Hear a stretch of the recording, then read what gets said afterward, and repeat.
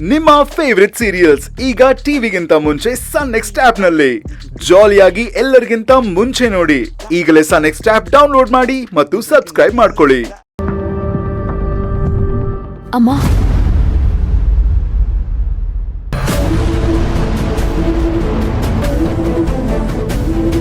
ಅಮ್ಮ ನನ್ನ ಕಡೆ ತಿರ್ಗಮ್ಮ, ನಾನು ನಿನ್ ಜೊತೆ ಮಾತಾಡ್ಬೇಕು. ಅಮ್ಮನ? ಯಾರು ನೀನಮ್ಮ? ನೀನಮ್ಮ ಅಂತ ಕರೆದ ತಕ್ಷಣ ನಾನು ಯಾಕೆ ನಿನ್ ಕಡೆ ತಿರುಗಿ ನೋಡ್ಬೇಕು? ಅಮ್ಮ ಅಂತ ಕರೆಯಕ್ಕೆ ನನ್ನ ಮಗಳಾಗಿ ನೀನ್ ನನಗೆ ಏನ್ ಬೆಲೆ ಕೊಟ್ಟಿದ್ಯಾ? ನನ್ನ ಹತ್ರ ಯಾವ ವಿಷಯನೂ ಹೇಳ್ದೆ ಎಲ್ಲ ವಿಷಯ ಮುಚ್ಚಿಟ್ಟು ಎಲ್ಲ ನಿನ್ಗಿಷ್ಟ ಬಂದಾಗೆ ಮಾಡಿದ್ಯಾ ಅಲ್ವಾ? ಓ, ನೀನೊಂದು ದೊಡ್ಡ ಕಂಪನಿ CEO ಅಲ್ವಾ? ನಾನು ಒಬ್ಳು ಸಾಧಾರಣ ತಾಯಿ. ನಾನ್ ನಿನ್ ಹತ್ರ ಮಾತಾಡೋಂಥದ್ದು ಏನಿದೆ ಹೇಳು? ಹಾಗೆಲ್ಲ ಹೇಳ್ಬೇಡ ಅಮ್ಮ, ನಾನು ತಪ್ಪು ಮಾಡಿದ್ದೀನಿ ನಿಜ. ದಯವಿಟ್ಟು ನನ್ನ ಕ್ಷಮಿಸಮ್ಮ. ಐ ಆಮ್ ರಿಯಲಿ ಸಾರಿ.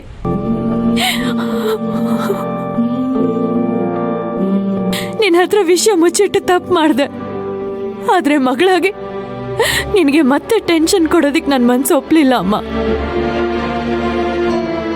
ನನ್ನ ಆಕ್ಸಿಡೆಂಟ್ಗಿಂತ ಅಪ್ಪನ ಸಾವಿಗೆ ನ್ಯಾಯ ಕೊಡಿಸ್ಬೇಕು ಅಂತ ಪ್ರಬಲನ್ ಬೆನ್ನ ಹತ್ತು ಹೊರಟೆ.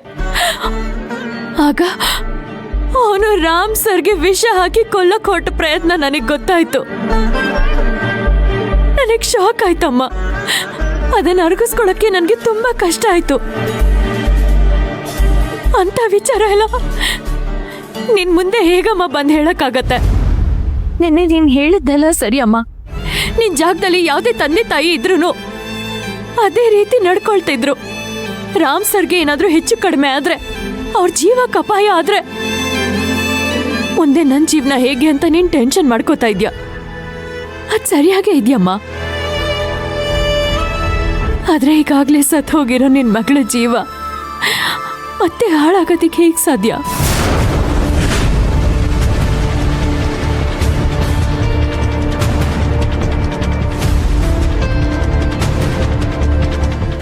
ಕಾವೇರಿ, ಅಮ್ಮ, ಒಬ್ಬ ಕೆಟ್ಟ ವ್ಯಕ್ತಿನ ನಾನು ಸ್ನೇಹಿತ ಅಂತ ನಂಬ್ದೆ.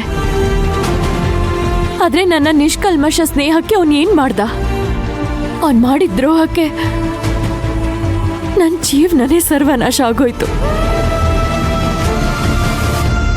ಆದ್ರೂ ನನ್ನ ಸ್ವಾಭಿಮಾನ, ಆತ್ಮಗೌರವ ಎಲ್ಲದನ್ನು ಬಿಟ್ಟು ಮನೆಯವರಿಗೆ ತೊಂದರೆ ಆಗ್ಬಾರ್ದು, ಸಮಾಜದ ಮುಂದೆ ನನ್ನ ಕುಟುಂಬ ತಲೆ ತಗ್ಗಿಸ್ಬಾರ್ದು ಅಂತ ಅವನ ಜೊತೆ ಮದುವೆ ಆಗೋದಕ್ಕೆ ಒಪ್ಕೊಂಡೆ. ಆಗ್ಲೇ ನಾನು ಅರ್ಧ ಸತ್ತೋದೆ.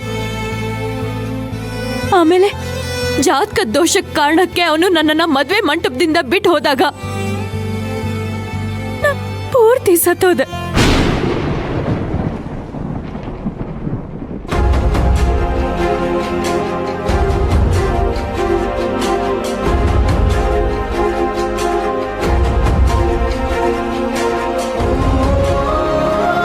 ನಾನು ರಾಮ್ ಸರ್ನ ಮದ್ವೆ ಆಗಿದ್ದು ನನ್ನ ಜೀವನನ ಕಟ್ಕೊಳಕ್ಕಲ್ಲ ಅಮ್ಮ. ಆಸೆ, ಕನ್ಸು, ಪ್ರೀತಿ, ಮದುವೆ, ಮಕ್ಕಳು, ನಂದೇ ಅದ್ ಕಂಪ್ನಿ ಕಟ್ಟೋ ಕನ್ಸು, ಅದೆಲ್ಲ ಹಳೆ ಕಾವೇರಿ ಕನ್ಸಮ್ಮ. ಈಗ ಕಾವೇರಿ ಇಲ್ಲ. ನನ್ನ ಹಾಗೆ ನನ್ನ ಕನ್ಸು ಕೂಡ ಸಮಾಧಿ ಆಗೋಗಿದೆ ಅಮ್ಮ. ಈಗ ನಾನು ಬದುಕಿರೋದು ಅಪ್ಪನ ಆದರ್ಶಕ್ಕಾಗಿ, ರಾಮ್ ಸರ್ ವಿಷನ್ಗಾಗಿ, ಸಾವಿರಾರು ಕುಟುಂಬಗಳ ಭವಿಷ್ಯಕ್ಕಾಗಿ. ಅದಕ್ಕೆ ಅವ್ರು ಸಾಯ್ತಿದ್ದಾರೆ ಅಂತ ಗೊತ್ತಿದ್ರು ನಾನು ಈ ನಿರ್ಧಾರನ ತಗೊಂಡೆ. ನಾಳೆ ಅವ್ರಿಗೇನಾದ್ರೂ ಹೆಚ್ಚು ಕಡಿಮೆ ಆದ್ರೆ ಅವ್ರ ಫ್ಯಾಮಿಲಿ, ಸಾವಿರಾರು ಕುಟುಂಬ ಬೀದಿಗೆ ಬೀಳುತ್ತೆ. ಆಗ ರಾಮ್ ಸಾರ್ಗೆ, ಅಪ್ಪಂಗೆ ಖಂಡಿತ ನೋವಾಗತ್ತೆ. ಈಗ ಅವ್ರು ಹೋದ್ರು, ಅವರ ಮತ್ತೆ ಅಪ್ಪನ ಕನ್ಸುಗಳಿಗೆ ಜೀವ ತುಂಬಿಸೋದೆ ನನ್ನ ಕರ್ತವ್ಯ ಅಮ್ಮ. ನಾನು ಉಸಿರಿರೋವರೆಗೂ ಅದೇ ನನ್ನ ಗುರಿ. ನನ್ನ ಬಗ್ಗೆ ನೀನು ಯೋಚನೆ ಮಾಡಬೇಡ ಅಮ್ಮ. ನನ್ನ ಮನಸ್ಸು ಈ ಘಟನೆಗಳಿಂದ ಕಲ್ಲಾಗೋಗಿದೆ. ಕಷ್ಟಕ್ಕೆ ಬರೋ ಕಣ್ಣೀರ್ಗೆ ಅದು ಕರ್ಗಲ್ಲ. ಕಷ್ಟದ ಏಟಿಗೆ ಬೇಕಾದ್ರೆ ಅದು ಇನ್ನೂ ಶಿಲೆ ಆಗುತ್ತೆ.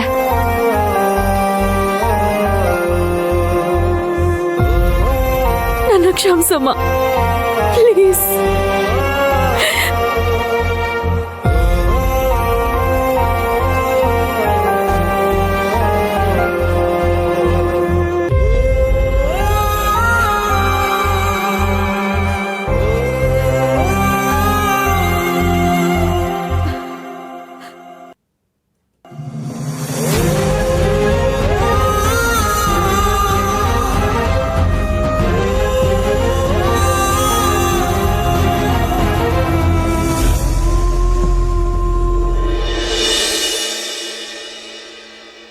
ಭಟ್ರೆ ಓರಿ ತಿಂಡಿ ರೆಡಿನಾ?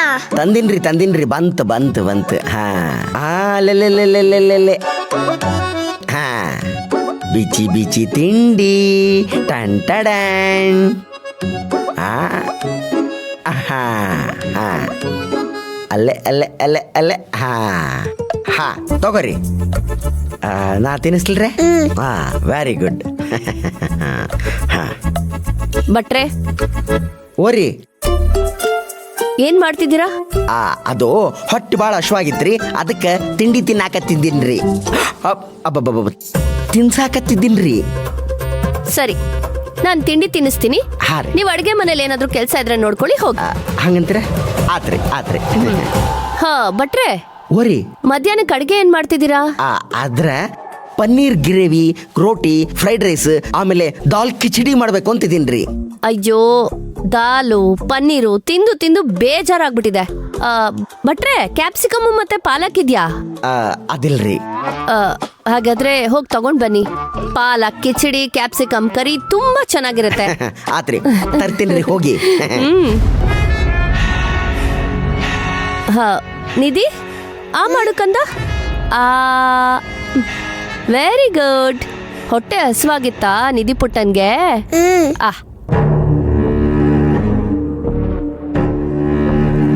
ಹೋಗಿ ಬರ್ತೀನ್ರಿ. ಹಾ ಹೋಗಿ.